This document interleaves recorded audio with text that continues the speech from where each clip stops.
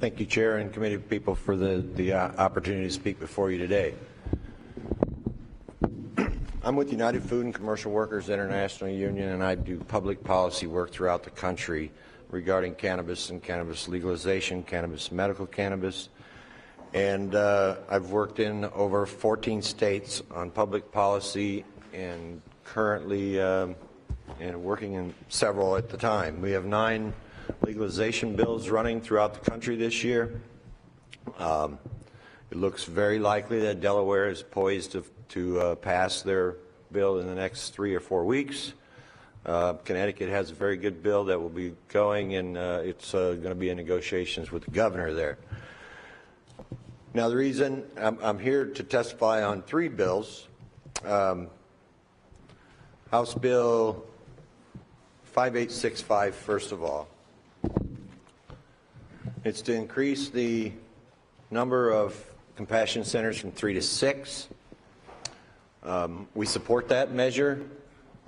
We think right now you have a current monopolistic system set up that is not beneficial for patients or workers. I would like to remind you that the workers in these 3 current compassion centers do not receive a living wage, do not receive health insurance benefits, and do not receive sick pay, and those things that you guys have been up here trying to work through for years and years. So you're poised to create a new industry in 5555, and then you've added to that you want to grandfather the compassion centers that are currently doing what is not right to begin with. So to add, we think you should add 3 more for the reason of having a competition. We have been contacted by people here in Rhode Island that have agreed to a contingent collective bargaining agreement, and I would like to just quickly go through some of those wage rates that they've agreed to here in Rhode Island. A master grower or lead horticulturist, $48 an hour, full health insurance, $1 an hour into their pension plan. Holidays, paid sick leave, the whole works. A cultivator's helper is $20 an hour. Actually, the lowest that this applicant or person that's trying to get a license in Rhode Island will pay is $20 an hour. We have health and safety issues that go on around the country in this industry. That if the state doesn't take a careful look at how they award these licenses and award these folks a permit to operate in your state, you're going to have major problems, and I've seen you probably have had some with caregiver models now. Representative Slater in 5555, we also endorse that and agree that, but we have some major concerns with lack of labor standards in the bill, and we have talked with Representative Slater about amendments, and we will be supporting that, and we will be supporting 5551.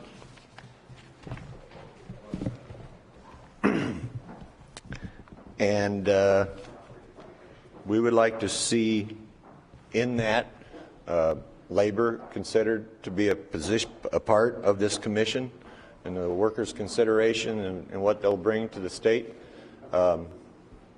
be part of that committee. In other states, and I kind of go jumping back to 5555, I would say that different states have set up different reporting and standards around labor, and I want to kind of go through some of those.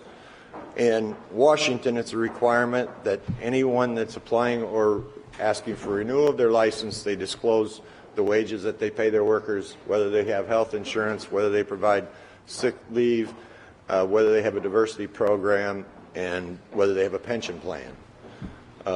They don't force those folks to have that, but the state is able to see what's happening in this industry, whether it's being beneficial to the state or a drain on the state. I will say to you, most of these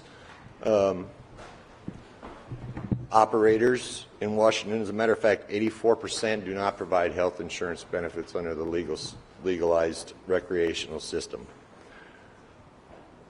And that's something that you can write into your bill so that you're keeping track of, whether that company is a drain on your state social safety net or if it's a positive to your state.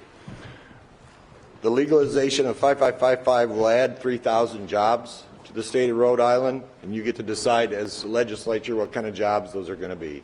And I would urge you to make those jobs more like Boeing jobs, or if you bring a plant came to you and said, we want to bring 3,000 jobs to your state, do you want to bring 3,000 $20 an hour jobs or 3,000 $10 an hour jobs? And all of these will be addressed later on in an amendment, but I'm just kind of giving forewarning. Oregon has another system where they track the workers that are registered in the recreational market. So workers, before you can work in the market, you have to be a registered person and go through some training. Oregon now has 14,500 workers in their industry in Colorado, or in Oregon. Now those 14,500 workers, that's small grows, big grows, little grows, dispensaries, the whole works. Colorado has something similar as a worker registry. Colorado at this current time has over 100% turnover rate. So you have to address that turnover rate. That's the last thing that you want to do in the state is train a whole bunch of more people how to do this job, especially when it comes to manufacturing and processing and those kind of things where you're extracting and using dangerous chemicals and fluids.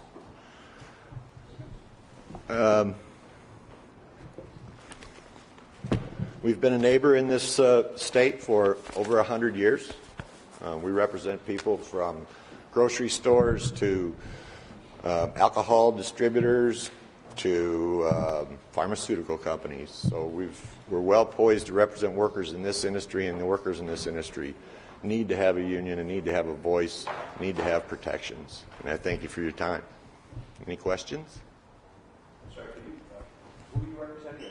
United Food and Commercial Workers International Union.